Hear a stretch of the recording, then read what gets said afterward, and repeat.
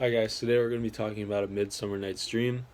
So something that I found very revealing about the play was that Aegeus would rather have his daughter dead or be a nun than to be with Lysander. And this is probably just, it's not even because Lysander is an inferior man, because they actually mentioned that they were both equal in stature. However, it's more about defying his will, I think. Um, so, two values I noticed in the play were the value of honoring your family and the value of true love. And for the first value, honoring your family, Aegeus and Theseus hold these at the beginning, but at the end of the play, we see that Theseus adopts the other value of true love because he goes against Aegeus's wishes and allows them to elope um, at the end. And then true love, Lysander, Hermia, Oberon, and Puck definitely have the value of true love.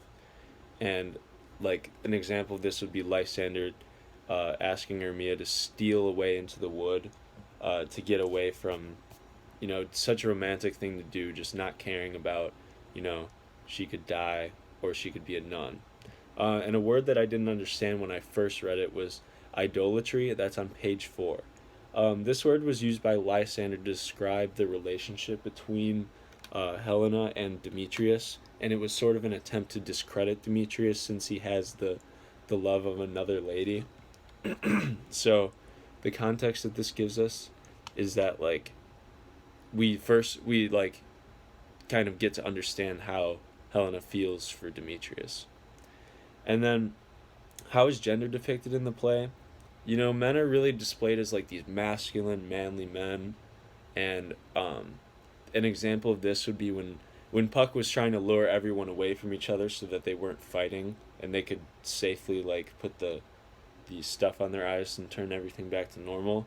He accomplishes this by calling out to Lysander in Demetrius's voice and threatening him to a duel. However, and this works really well. So we know that like the men in this story are very like passionate, uh, very proud, and women are displayed as very fragile. Even when the Athenian craftsmen are talking about performing their rendition of the play, um, they talk when the flutist has to play a woman. They talk about how high pitched his voice should sound, and the impact that this has on the audience is that it's kind of just making fun of women, really degrading. And we have to remember that when Shakespeare wrote this was a comedy.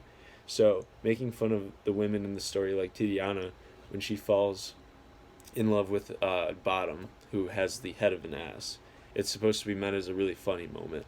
However, it's not right because that's just not how women really act in real life. And two questions I have for you guys are: why do you think Aegeus was so adamant about Hermia marrying specifically Demetrius?